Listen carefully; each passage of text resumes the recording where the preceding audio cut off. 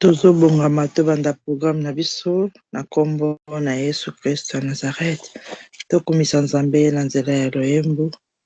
Nzambe asali biso bolamu, abateli biso kopesa biso makasi pe kokoma na ntango amérite gloire pe louange. Yango wana tokokumisa ye pe kopambola ye na nzela ya loyembo.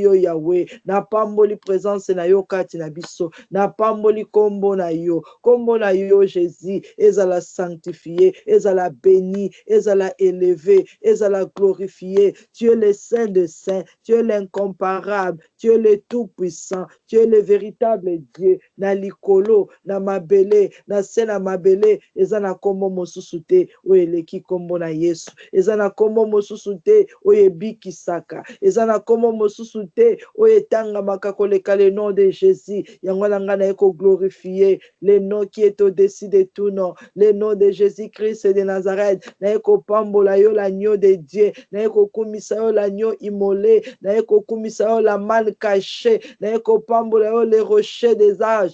Yesu yo zanzambe, l'ancien des jours, na kumisi yo, na netoli yo, na pamboli yo, l'arbre de vie, le chemin, la vérité et la vie. Tu es le Dieu tout-puissant, tu es le roi des rois, tu es le Seigneur des seigneurs. Mon konzito kumisi yo, papa nalo to pamboli yo, sois loué éternellement, sois béni Seigneur Jésus, sois exalté mon Dieu, mon roi, Dieu de ton trône. Yahweh yoka mongongo la biso, oeza ko pambola yo, oeza ko netola yo, oezo kumisa yo, oezo tatola ete ozali mokonzi, ozali le roi des rois, ozali le Seigneur des seigneurs. Bible lobina kombo na yo, mabolongo nyose kofukam na likolo, na mabele, pe na se na mabele, mingongo nyose kotatola ete yo ozali nzambe. Yango na biso toyeko kumbamela yo, toyeko pambola yo, toyeko kumisa yo, totatoli kati na minoko na biso ete Yesu ozali nzambe.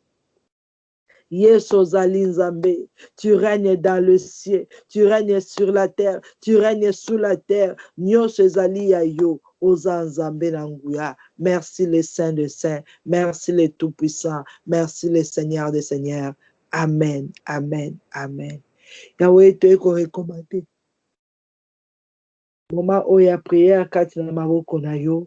Mokonzi soki toye na tango ezali ngolu yo accordé biso tozala na présence na yo. Yango na totiki nyonso ebandeleki yo na suka Seigneur Jésus na se ya autorité na yo. Tosengi yo ndo régner.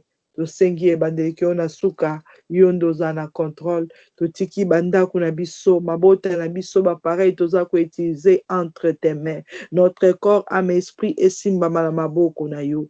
To désirer présence à Molimo Santo na yo kati na biso. Répands ton esprit sur nous. Jésus-Christ est le Fils de Dieu. Répands ton esprit sur nous. L'omnipotent, l'omniprésent, l'omniscient. Répands ton esprit sur nous. Nous allons conduire, dirigés par la force et la puissance divine. Na kombo na Yesu Christ Nazareth. Na sengi présence à Molimo Santo na Nzambe. Esprit supérieur de l'Éternel. Yaka ozo contrôle. Yaka orienté biso. Tozali faible. Toyebi ko bondela te. Yaka o fortifié. Yaka o affermir biso. Yaka Molimo Santo na Nzambe. O conduire intercession. Yaka Saint-Esprit de Dieu. O révéler biso les choses cachées et profondes. Molimo Santo na Nzambe. To belelio. Yaka opérer des signes et des miracles. Merci Seigneur Jésus pour la Molimo Santo na yo. Merci Seigneur Jésus pour la présence na yo. Merci le roi des rois pour la grâce et faveur au accordé biso. Merci Seigneur Jésus-Christ. Amen, amen, amen.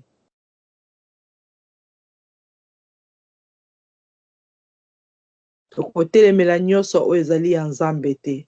Force maléfique nyonso oyo ekoki s'opposer na prière ya lelo na tango ezala nul sans effet au nom puissant de Jésus. Toza ko se lever contre puissance nyonso occulte, magique et satanique. Oh nyonso Satan ko préparer pour la ko déstabiliser biso, ko bloquer ma prière, ko contrôler ezala renverser na kombo na Yesu. Éternel notre Dieu, Zambe mokele ya likolo penase, papa na lola biso to ye koluka elongi na yo, to ye ko bele la présence na yo kati na biso, to sengi présence na yo kati na biso, règne na yo kati na biso, molimo na yo kati na biso, que tout ce qui ne glorifie pas ton nom soit anéanti au nom puissant de Jésus-Christ de Nazareth. tous les plans que le diable a planifiés, déclarés dans le monde des ténèbres, et à la nulle sans effet au nom puissant de Jésus-Christ et de Nazareth. Force nyonso maléfique et armée satanique nyonso, où ils allaient soulever le monde des ténèbres pour nous perturber, nous attaquer, nous confondre, nous décourager. Bazala lié, ligoté, enchaîné au nom puissant de Jésus-Christ et de Nazareth. La Bible déclare au nom de Jésus, tous genoux fléchissent dans le ciel, sur la terre et sous la terre. Natango biso toyeko déclarer au nom puissant de Jésus. Milimo nyonso efukam. Au nom puissant de Jésus. Milimo nyonso efukam. Na likolo na mabele pe na se na mabele. Nyonso efukama. Na kombo na Yesu Christ à Nazareth. Tout genou fléchira. Tout genou fléchira dans le ciel, sur la terre et sous la terre. Na kombo na Yesu milimo nyonso efukam. L'esprit méchant dans le lieu céleste, les autorités, les principautés, les princes de ce monde de ténèbres. Na kombo na Yesu va fléchir. Satan et tes démons. Au nom de Jésus, tous genoux fléchissent. Te déclarer nguya nyonso ya diable. Ezala contre terre, face contre terre. Ezala renversé, anéanti. Au nom puissant de Jésus. Tozo renvoyer bino dans les lieux arides. Bao nyonso bayaki a mission tout autour de nous. Bazala lié, ligoté, enchaîné, renvoyé dans les lieux arides. Au nom de Jésus-Christ et de Nazareth. Satan tozo penga na yo katina biso. Pima au nom de Jésus. Pima au nom de Jésus. Tozo renvoyé dans les lieux arides. Na kombo na Yesu Christ à Nazareth. Merci Seigneur Jésus pour la présence na yo katina biso. Merci le Tout-Puissant. Merci le Seigneur des Seigneurs. Amen. Belle est la puissance et le sang de Jésus. Makia na Yesu sanctifié notre corps, âme, esprit. Makia na Yesu sanctifié banda kubavi na biso. Tozala purifié par le sang de Jésus. Ba faute berere nyonso tosala kiliboso na nzambe. Miséricorde nzambe ekita likolo na biso. Bible lobi là où les péchés abondent, sa grâce est surabonde. Tokobondela nzambe nalola pardonner biso selon sa grâce. Éternel, le Dieu compatissant, le Dieu miséricordieux, riche en beauté, là, la colère et en fidélité. La Bible t'appelle le Dieu 3 fois saint. C'est toi, celle qui est le Dieu 3 fois saint. Mon côté, à kokani na bosantu na yo. Yangwana tango biso toeko s'approcher et pas na yo. Maloba na yo, le biais te Dieu ne répond pas aux pécheurs. Mokonzi to sengi compassion pe miséricorde na yo kati na biso. Compassion pe miséricorde na yo kati na biso. Compassion pe miséricorde na yo kati na biso. Nzambe mokele ya likolo pe na se yo kela biso mau. Na mabe nyonso esalami kati na biso. Yo kela biso mau. Na faute na berere nyonso toyebaki kokomete. Yo kela biso mau. Na esika nyonso totambolaki selon la voix du Saint-Esprit te. Yo kela biso mawa. Na erreur nyonso toyebaki kokomete kati na bana, kati na ndako, na entourage. Seigneur Jésus na sengi compassion pe miséricorde na yo. Esika nyonso na attristé le Saint-Esprit. Na ba pensée na ngai, na maloba na ngai, na miso na ngai, na makanisi. Mokonzi limbisa ngai. Limbisa Seigneur Jésus. Esika nyonso na désobéir na voix na yo, na ba ordonnance na yo. Limbisa ngai Seigneur, na ba directif na yo. Limbisa mon Dieu, mon roi. Peut-être je n'ai pas fait selon ta voix, selon tes directives. Mokonzi limbisa ngai na mabe nyonso o na sali. O Satana ko ko akizenga na moment o na sengi compassion pe miséricorde na yo po na ngai pe po na libota na nga mobimba. Ma na yo Seigneur Jésus ekita likolo na biso. Miséricorde na yo Seigneur ekita likolo na biso. Ma na yo Nzambe kati na mabota na biso. Lolenge maloba na yo elobi là où le péché abonde, ta grâce surabonde. Que ta grâce Jésus surabonde sur nous, dans nos maisons, dans nos familles. To vivre na se ngolu na yo. Miséricorde na yo Nzambe kati na bana, kati na bandeko, kati na bavi na biso. Po tozali dine te liboso na yo, to reconnaître ete tozali bato na masumu, yango wana tosengi pardon epai na yo, tosengi compassion na yo, tosengi mawa na yo, o pardonner berere na biso, o pardonner ba faute na biso. Merci Seigneur Jésus pour la fidélité na yo, pour la compassion na yo, sokola biso kat na makila na yo. Sanctifie notre corps, âme, esprit, toza la purifier devant ton trône, toza la sanctifier devant ton trône, na kombo na Yesu Christ de Nazareth, bomo na biso ezala justifié devant le trône de l'Éternel. Ma bénion, Seigneur, qu'on témoigner contre nous, ezala annulé, effacé par la puissance du sang de Jésus. Makila na Yesu sanctifié ba demeure na biso. Makila na Yesu sanctifié notre corps, âme, esprit. Makila na Yesu effacé nyonso ya mabe oyo ko se manifester kati na bomo na biso na kombo na Yesu Christ de Nazareth. Merci Seigneur Jésus. Merci les rois des rois. Merci les dieux vivants. Merci les dieux tout-puissants. Amen. Amen. Amen.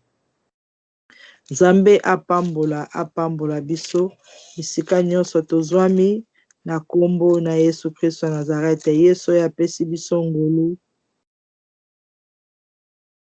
abongi na lokumu pe na masanjoli yango wana tozozwa ba Bible na biso pour la gloire du Seigneur. Mona kotanga makambo nini oyo Nzambe apesi biso lisusu na pokwa na lelo. Tozozwa na livre ya 2 Rois chapitre 18.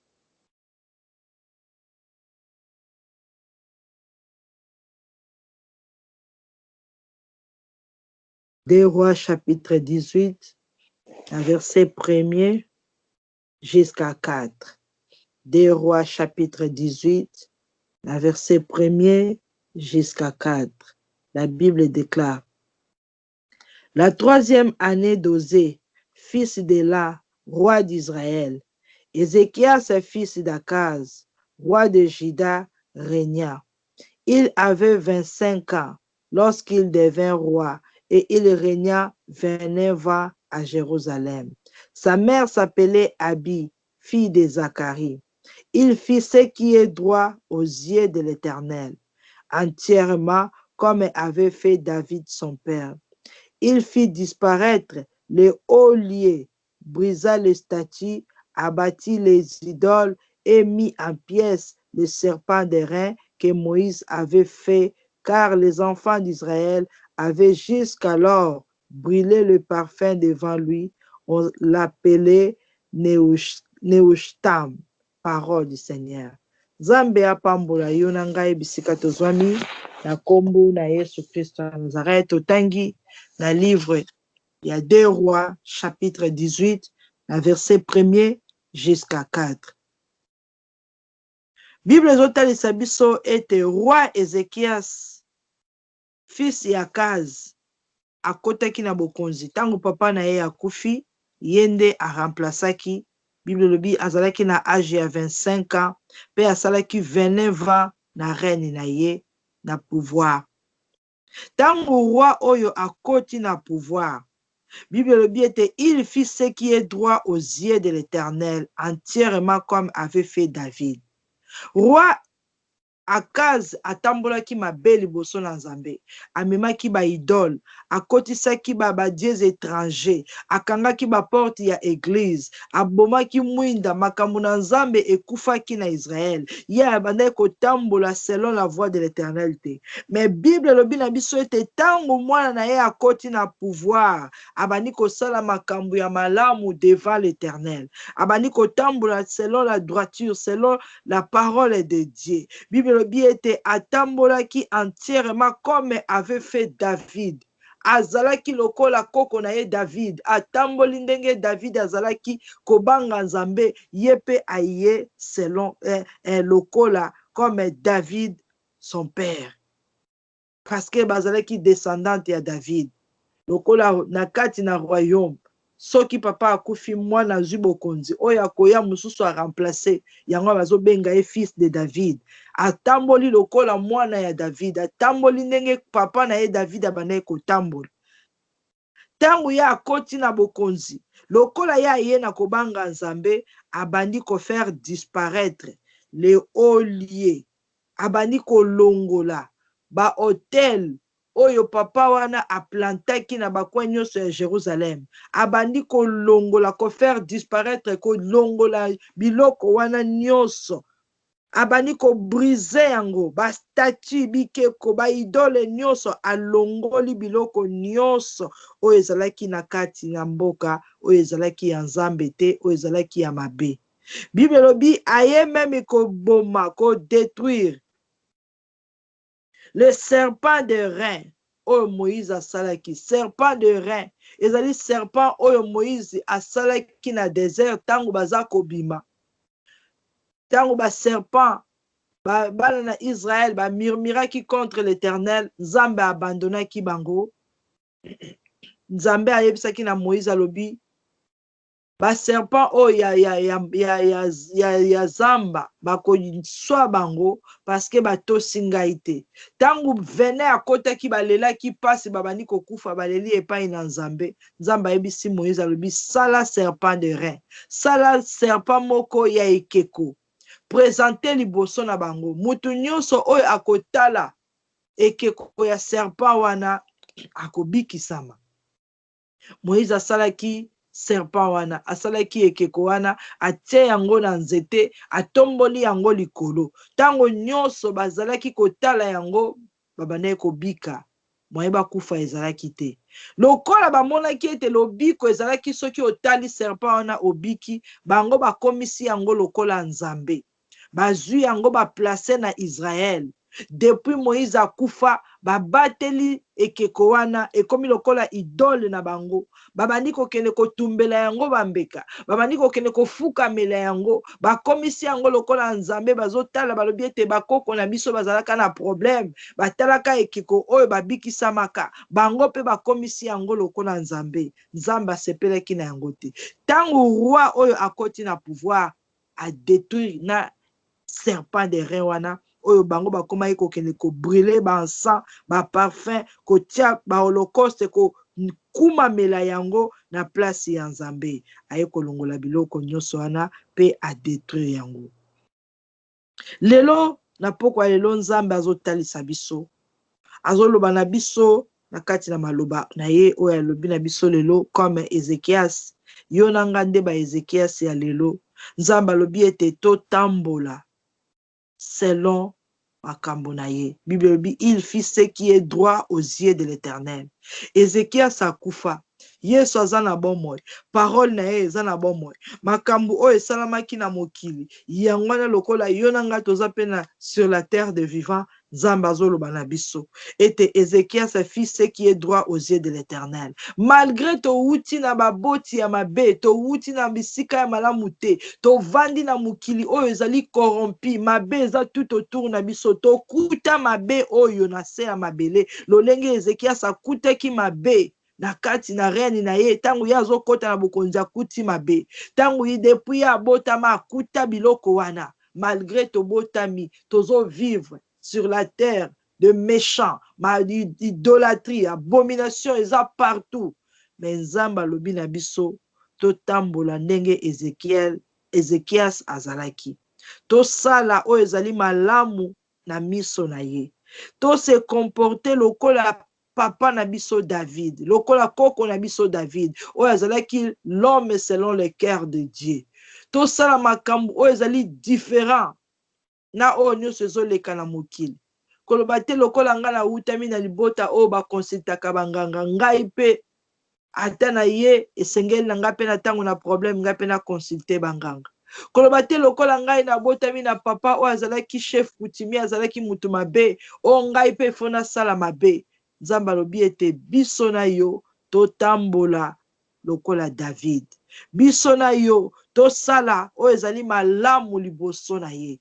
Ezekiel autaki na libota ya mabe, Ezekiel azalaki na ville, na territoire, na sika ya mabe, kasi atambolaki selon la voix de l'Éternel. Azalaki malamu liboso na Nzambe.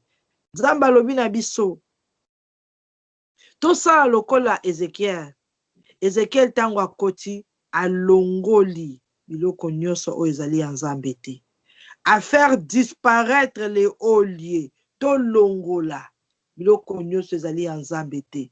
Na nzela ya prière, na ba jeûne ba prière, tango tozo luka elongi na nzambe, tango toza ko s'approcher na présence ya nzambe, tango toza ko renoncer, tolobi na nzambe biso to boyi ba nzela wana, to lingi yango te, to boyi idolâtrie, to renoncer yango na bomoi na biso, et disparaître na bandako na biso, ezala te, na makanisi na biso, ezala te, yango nde nzambe atindi yo na nga tosala, to déclarer, to prier, te faire disparaître les hauts lieux, te briser ba statue, te longola eloko nyonso oyo ekomaki lokola nzambe kati na biso, oyo remplaçaki na esika ya nzambe, te longola yango afin que gloire na ye, grâce na ye, faveur na ye ezala na biso. Banda ko remercier le roi des rois, banda ko remercier l'agneau de Dieu.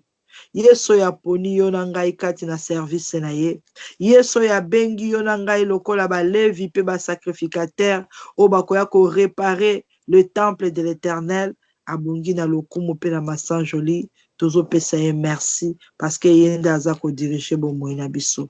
Merci Seigneur Jésus, merci les rois des rois, merci les dieux vivants, merci Seigneur pour ta présence, merci Seigneur pour ta parole, merci Seigneur pour ta compassion, ta fidélité envers nous. Merci mon Dieu, mon roi, parce que yondo oza orienté biso, yondo oza kolobela biso, olobi ete olingi to tambola na miso na yo, lokola Ézéchias satambola ki, lokola David, Jésus-Christ est le fils de Dieu, to pesio lokum, to pesio merci, to pamboli yo, to reconnaître, bolamu na yo nzambe, présence na yo kati na biso. Merci les rois des rois, merci les seigneurs des seigneurs, malgré ma na biso, malgré identité na biso, yo poni biso, yo lingi biso, Jésus-Christ est le fils de Dieu, to kumisi yo nzambe, to kumisi monene na yo, to pamboli présence na yo, Yahweh pambolama, pambolama na yo nzambe, pour la message aussi li kopesa biso, pour la maloba na yo malamu kati na biso. Merci Seigneur Jésus,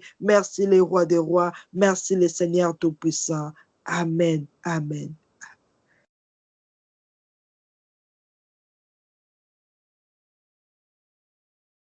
Bible lobi na biso na livre ya 2 Corinthiens chapitre 7 verset 1er. 2 Corinthiens chapitre 7 verset 1er.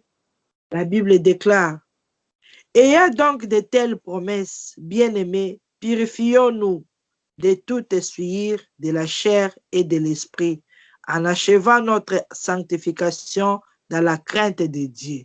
Ayant donc de telles promesses, Zambalobi, purifions-nous de tout essuyer de la chair et de l'esprit.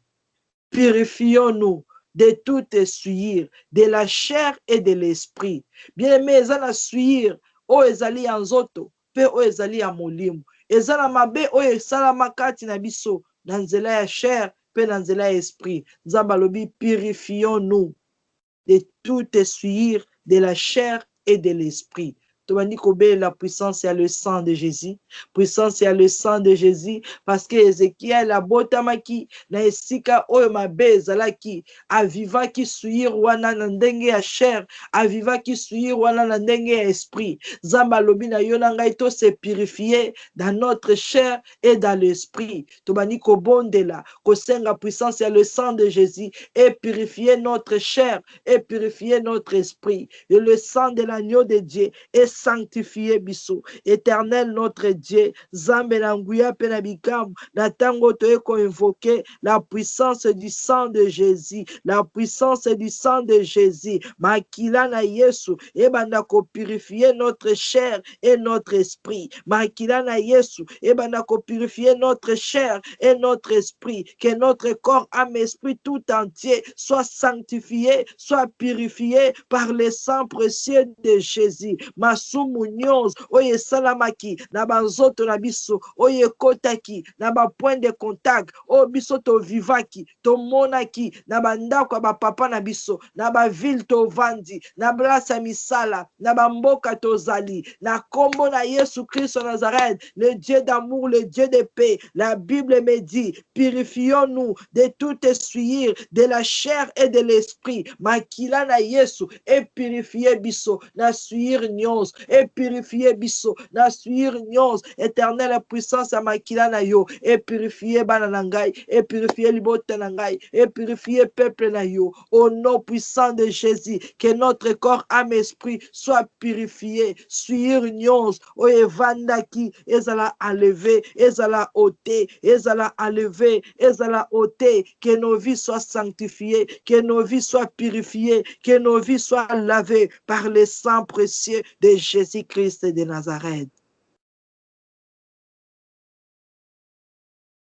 Zambalobi, tout se purifier dans la chair et de l'esprit, en achevant notre sanctification dans la crainte de Dieu.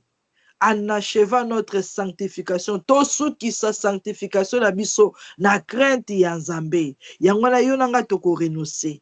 Toko renoncer na makambo nyonso o ezali ya Nzambe te.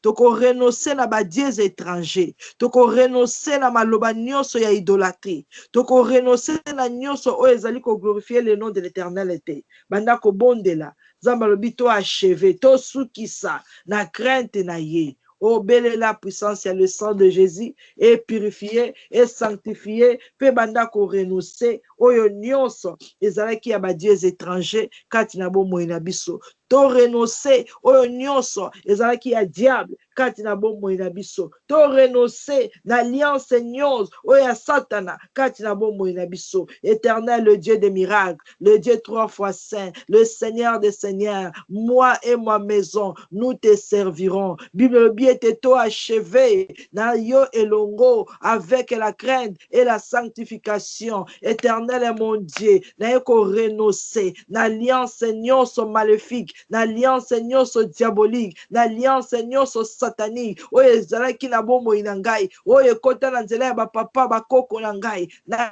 kombo na Yesu Christ Nazareth, na renoncer yango, à refuser yango, na rejeter yango, ngala lingina marcher avec toi, ngala lingina achever avec toi, dans la crainte et la sanctification. Je renonce aux idoles, je renonce à la magie, je renonce à la sorcellerie, je renonce aux dieux étrangers, je renonce à tout autel qui ne glorifie pas le nom de l'Éternel dans ma vie, dans ma famille. Je renonce, bien-aimé, renoncer nyonso. Zambalobi to sukisa na ye, na sanctification, pe na crainte na ye. O ata bango basalaki mabe, yo boya, loba ete ata na kolaki, na esika wana, na banaye kofukamela bikeko, na banaye ko servir banzambe bakoko na biso, na yeba kite. Mais lelo lokwa na yebi, vi na ngai, et qu'on continue de servir le diable. Je refuse de servir le diable,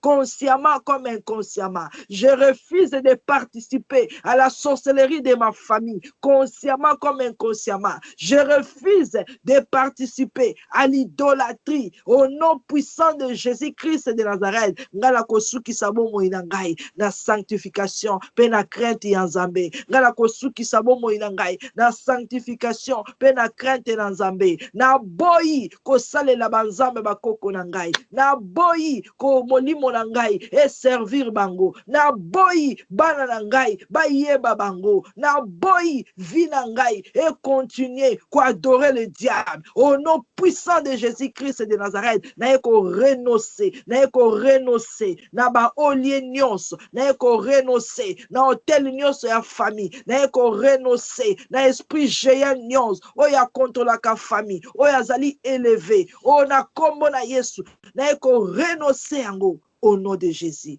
Bien, mais Bible le Bible bazalaki na serpent na kati na Israël, batombola yango et komaki lokola totem na bango, lokola nzambe na bango, représentation na bango. Tant bazo tala bazo loba ete Moïse atombolaki.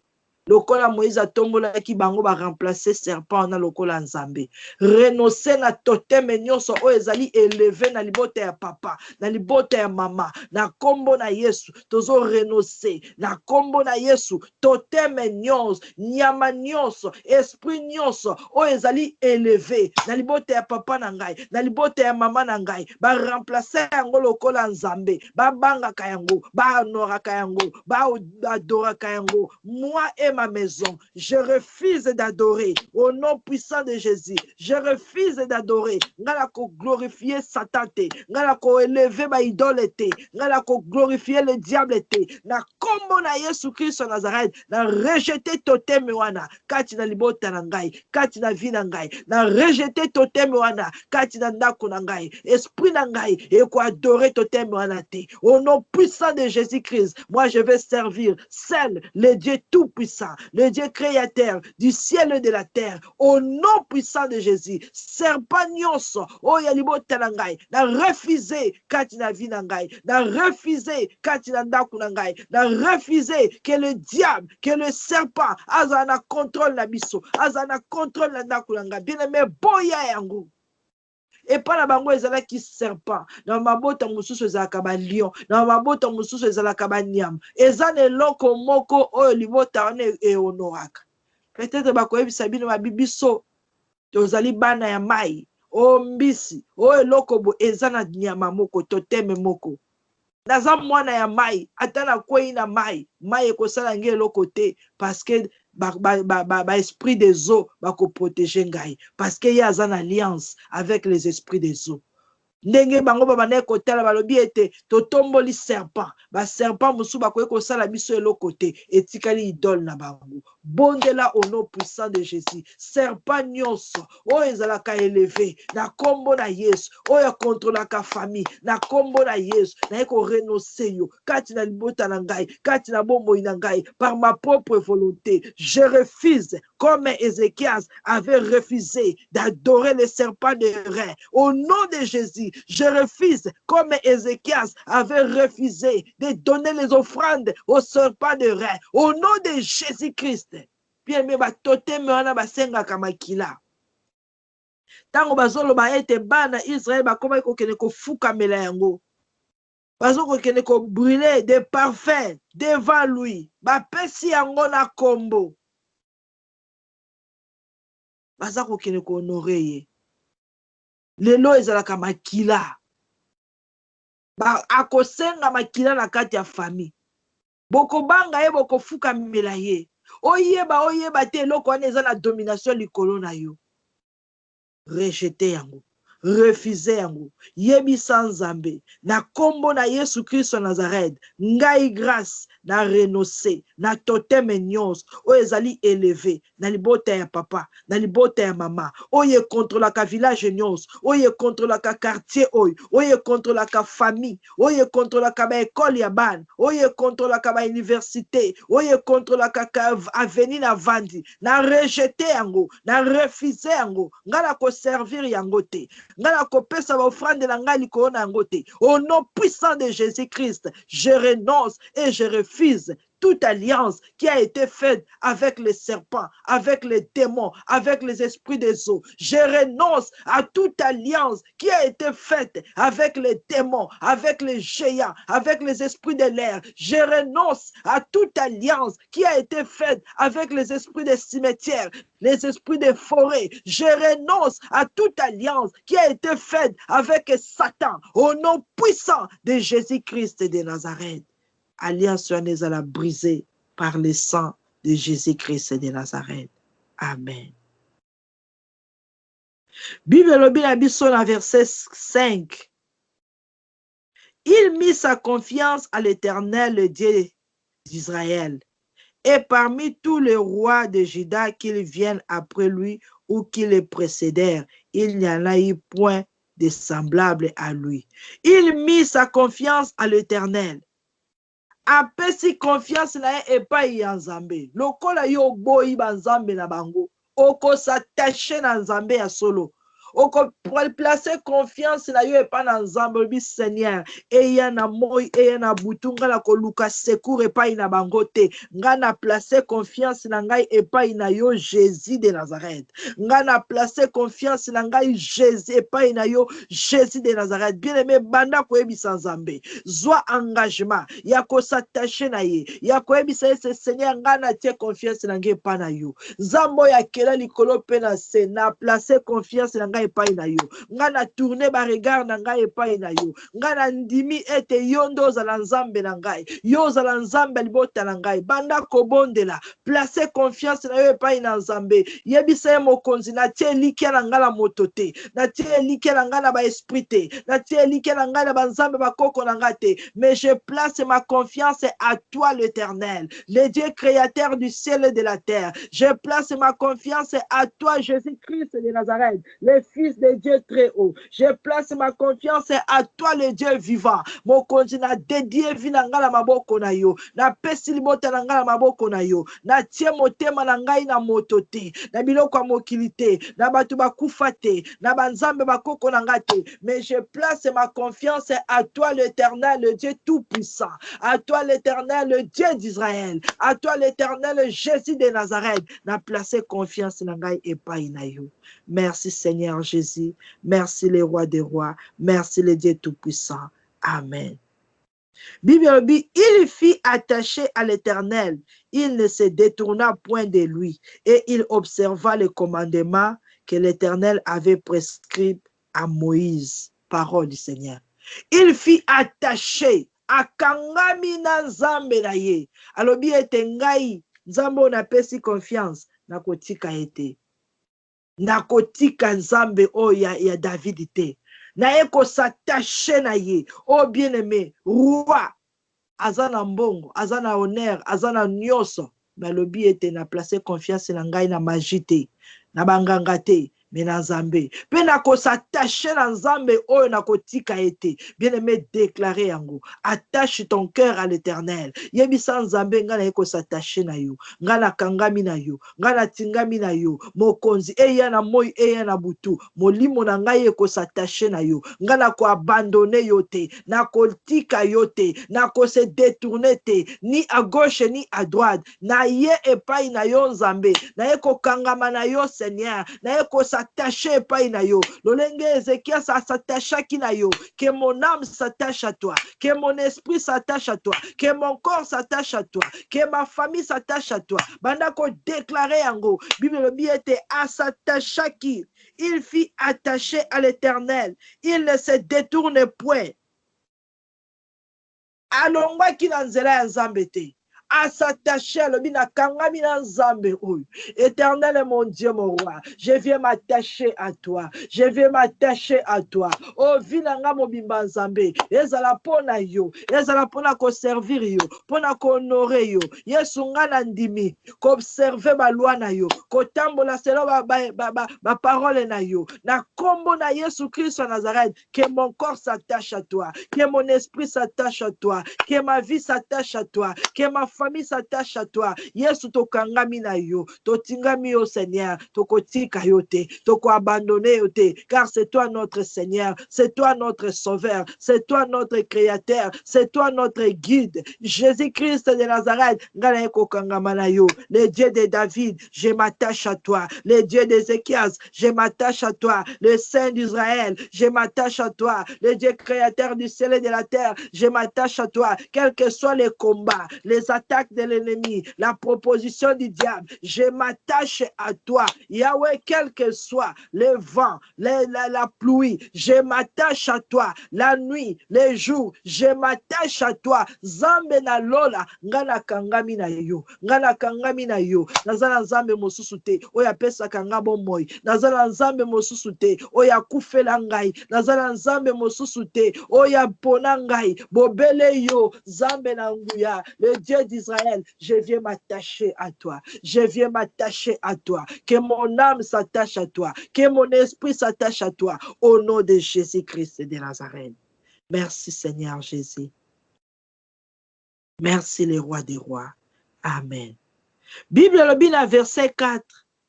Il fit disparaître les hauts lieux brisa les statues, abattit les idoles et mit en pièces les serpents de rein. Lokola ya kangamaki na Nzambe, aboyi nyonso ya mabe, o akoti en action. Atelemi maintenant, il fit disparaître les hauts lieux, brisa les statues, abattit les idoles et mis en pièces les serpents de rein. Bien-aimé, yonanga pe toko tatol, toko déclarer yango, toko loba, et te ba olie nyos, et disparaître au nom puissant de Jésus, et disparaître au nom puissant de Jésus. Bandako déclarer, na kombo na Yesu Christ Nazareth, et sika nyoso, ba plantaki, ba olie, na kati ya ndako, na kati ya nzoto na ngai, na kati ya famille, na ville na uta, na famille na uta, ba olie wana, et disparaître au nom de Jésus, et disparaître au nom de Jésus, et disparaître au nom de Jésus. Puissance à makila na Yesu, et neutraliser yango, et engloutir yango, et bandako disparaître au nom de Jésus. Biloko nyonso ya diable, kati na bomoi na ngai, et disparaître au nom de Jésus. Semence nyonso ya Satan, et disparaître au nom de Jésus. Ba point de contact nyonso, et disparaître au nom de Jésus. Puissance à makila na Yesu, et qui ne confère disparaître, ba olie nyonso, et sika ba telemisa yango, et sika ba zwaka pouvoir na yango, et disparaître au nom de Jésus, et exister lisusu te, kati na vie na ngai, et exister lisusu te, kati na nzoto na ngai, et exister lisusu te, kati na bana na ngai, au nom puissant de Jésus-Christ de Nazareth. Bible lobi, brisa les statues, abattit les idoles. Abani ko briser ba statue wana. Abani ko détruire ba idole wana. À mettre en pièces les serpents de rein. Tozo kene ko briser yango. Au nom puissant de Jésus-Christ. Lokola yo déclaré hôtel wana ba olie wana et disparaître. Biloko nyonso ba statue o ba tiaka likolo na yango. Ba idole nyonso ba tiaka wana ezala détruit par le nom de Jésus, ezala brisé par le nom de Jésus. Bana ko mettre yango en pièces na kombo na Yesu, buka yango avec le marteau du Saint-Esprit au nom de Jésus. Éternel Dieu tout puissant, Zambe na nguya pe na bikamwa, la Bible déclare que tu nous as donné le pouvoir de marcher sur les serpents, les scorpions et sur toute la puissance de l'ennemi, et rien ne pourra nous nuire. En vertu de ce pouvoir, je me lève en tant que servante de Dieu, je me lève en tant qu'enfant de Dieu pour détruire, pour briser, pour renverser, pour mettre en pièces au nom puissant de Jésus. N'a déclaré et des statues nyonso qui placées sur les hauts lieux du village de mon père, du village de ma mère, oye controlaka, oye manipilaka, oye zalokola nzambe, ezala brisé au nom de Jésus, ezala brisé au nom de Jésus, ezala brisé au nom de Jésus. Statue nyonso oyo ba plaça na ville o na vandi, na veni o na vandi, oyo ba tia peut-être na ndako na kota, na ba école bana ba kendaka, na ba université, na ba place à misala, ezala brisé au nom de Jésus, ezala brisé au nom de Jésus. Statue nyonso, représentation quelconque nyonso, oh ba telemisa, lokola nzambe, ezala brisé au nom de Jésus, que le marteau de l'Éternel, et bandako panza yango, au nom de Jésus. Idole nyonso, oh ba souleva, ezala brisé, ezala détruit, au nom puissant de Jésus-Christ de Nazareth. Je mets en pièces maintenant, je les taille en morceaux, je les taille en pièces avec le paix du Seigneur. Na taille yango, na panzi yango, na kombo na Yesu Christ Nazareth, et nous nyonso ezali ya diable, et panzana, na kombo na Yesu Christ Nazareth. Tozobela le feu de l'Éternel. Moto na nzambe etumba biloko wana nyonso. moto na nzambe ezikisa yango esika yango ezalaka ata bakunda yango ata babomba yango ata eza na physique te mais biso tokosenga le feu de l'Éternel et localiser hôtel wana et localiser ba olie wana et localiser ba statue ba idole wana et localiser ba serpent wana ezala consumé par le feu. Éternel le Dieu tout-puissant, la Bible déclare que tu fais ton jugement par le feu. To sengi moto na yo, to sengi moto na yo, et kita yo lobaki na bana Israël, vous brûlerez leurs idoles, vous abattrez leurs statues. Na sengi moto et que ne ko brûler hôtel maléfique nyos, au lieu nyos, ezala consumé par le feu, ezala consumé par le feu, au lieu nyos, ezala consumé par le feu. Ce qui va telemisa yango na nzela na ngai, na ndako na ngai, na vie na ngai, na famille ya papa, na famille ya mama, na belle famille,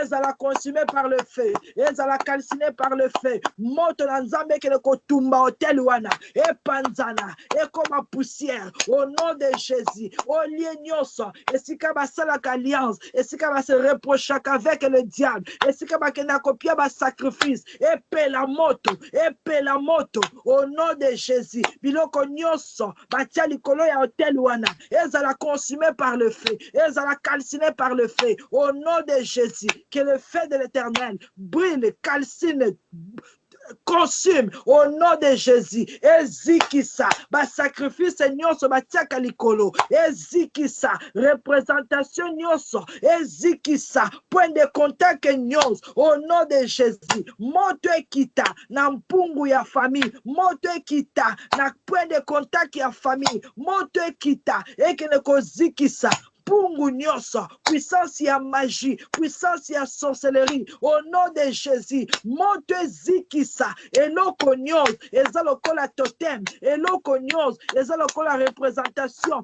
au nom de Jésus, moto epela, na kombo na Yesu, na nzungu nyonso ya famille, ezala consumé par le feu, esika bakanga bato nyonso, esika bakontrolaka bato nyonso, moto etumba, au nom de Jésus, ba ordinateur nyonso ya famille, ezala consumé par le feu, ezala brûlé par le feu, moto etumba au nom de Jésus, ba miroir nyonso ya famille, ba miroir nyonso ya quartier, moto etumba au nom de Jésus, ba archive nyonso au nom de Jésus, le feu de l'Éternel, et que ne kotumba, et que ne kozikisa, ba maison na bango, et que ne kozikisa, ba olie na bango, et que ne kozikisa, ba quartier général na bango, ezala exploser maintenant par le feu. Ils allaient exploser maintenant par le feu. Au nom de Jésus. Bela moto ezikis. Moto etumba. Ce qui est dans la maison moko. Dans ma village mosus. Ils ont ma place basi ba bongisa.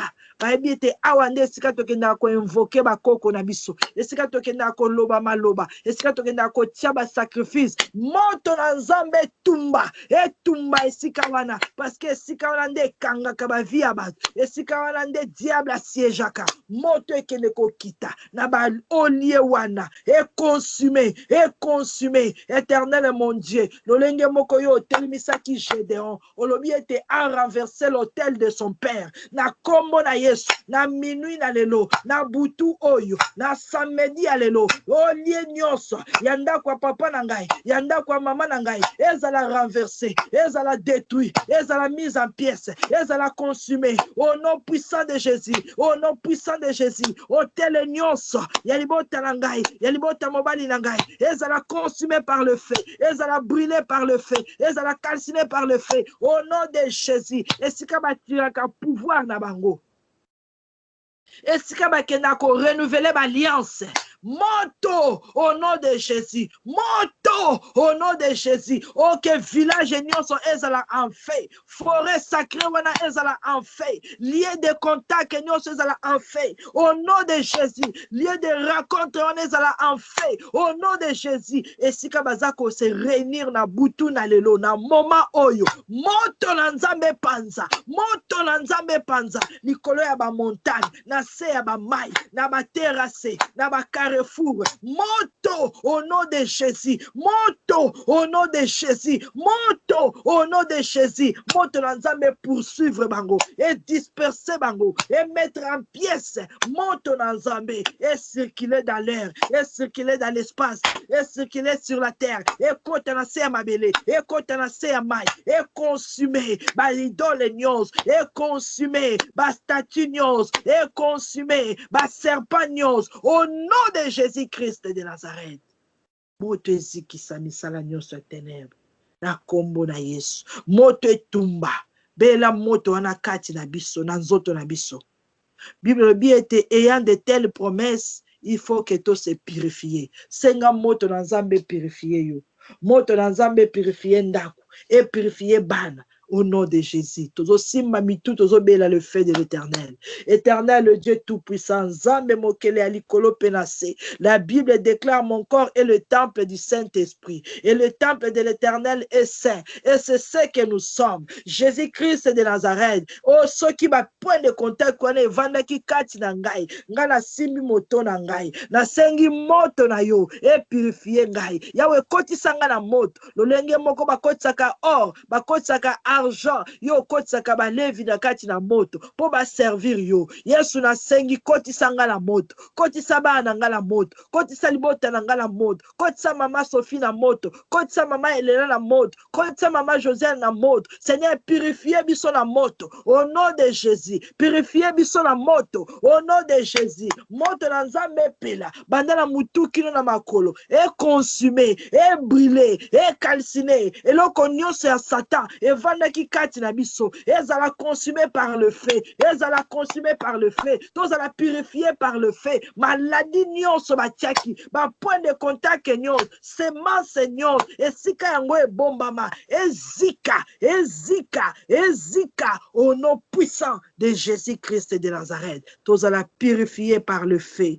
dans le nom puissant de Jésus-Christ de Nazareth. Amen. Amen. Bible lobi na biso na Ézéchiel, pardon, 2 Rois chapitre 18, verset 7. Et l'Éternel fit avec Ézéchias, qui réussit dans toutes ses entreprises. Il se révolta contre le roi d'Assyrie et il ne lui fit plus assujetti. Et l'Éternel fit avec Ézéchias, qui réussit dans toutes ses entreprises. Bien-aimés, ceux qui ont boyé Nzambe, oh Nzambe pe a koti côté. Oh boy pardon ba dieux étrangers na bango. Nzambe pe a koti côté. Bible biya s'attachaki, à pied confiance, à faire disparaître. Et Nzambe a koloba. Et l'Éternel fit avec Ézéchias.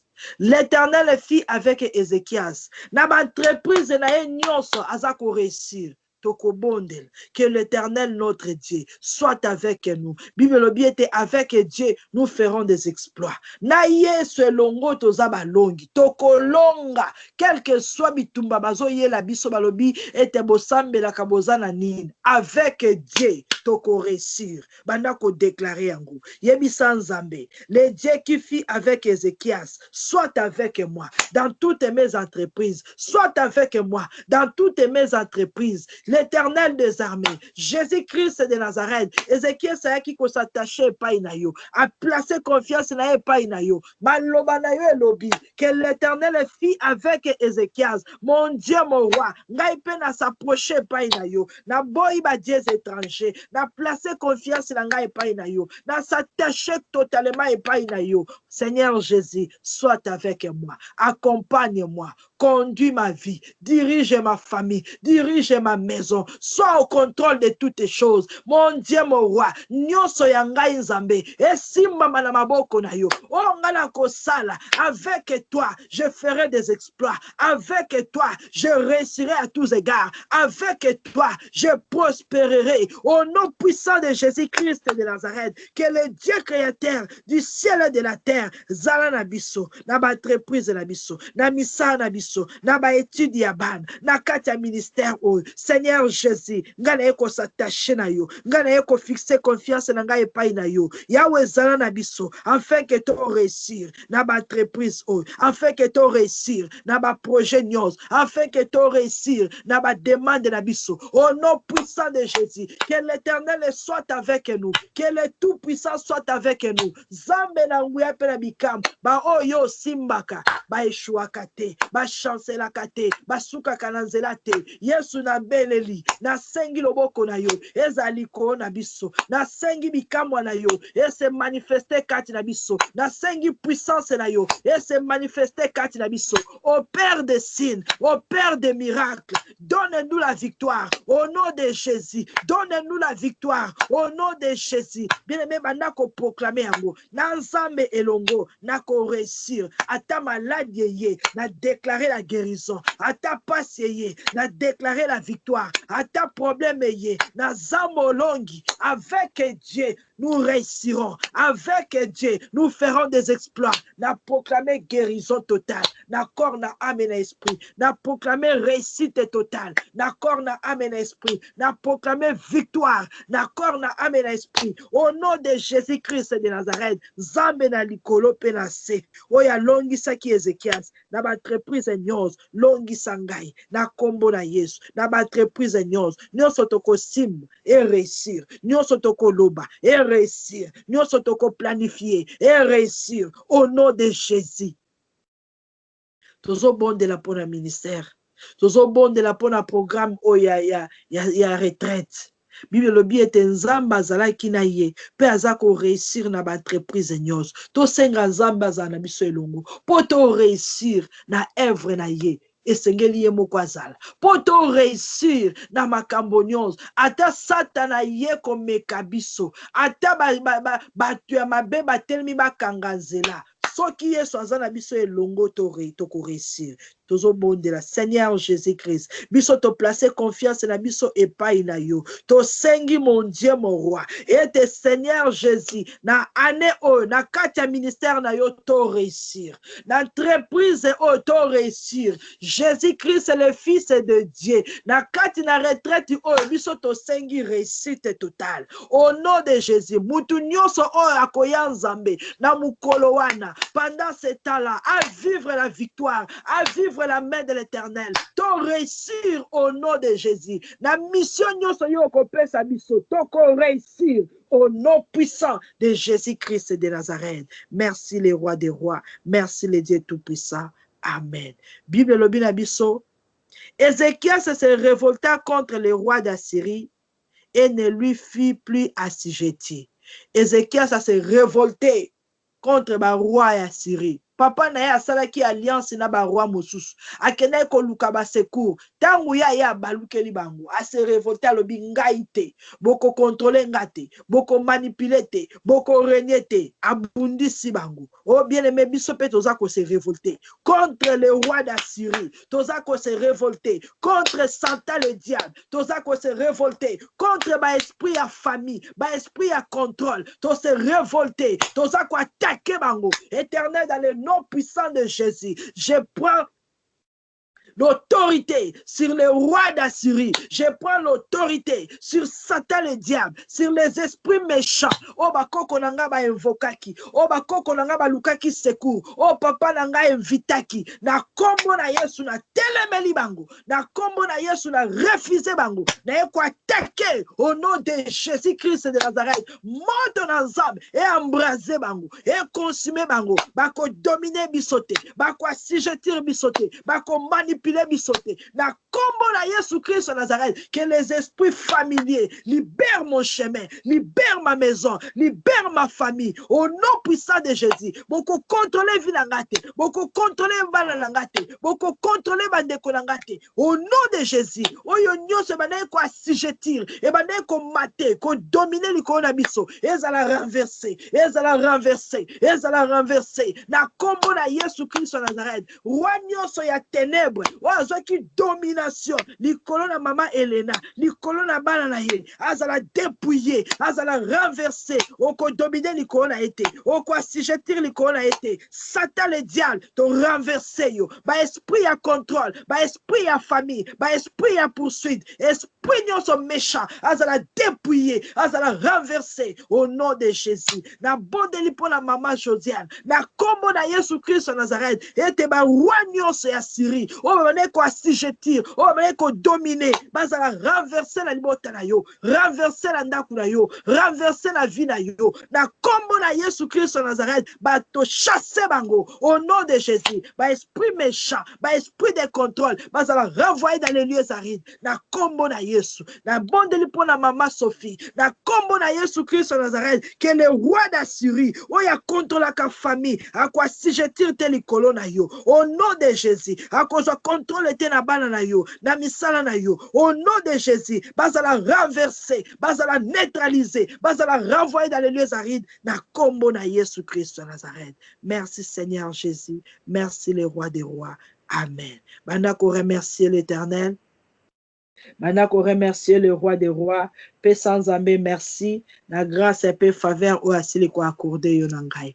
Merci Seigneur Jésus, merci le Dieu vivant, merci le roi de gloire, merci le Dieu tout-puissant. Yesu zamalam, oya sali biso bolamu na pokwa na lelo, oya visite banda kuna biso bomo ina biso, mokonzi to pambolio pe to kumbisio na nyos.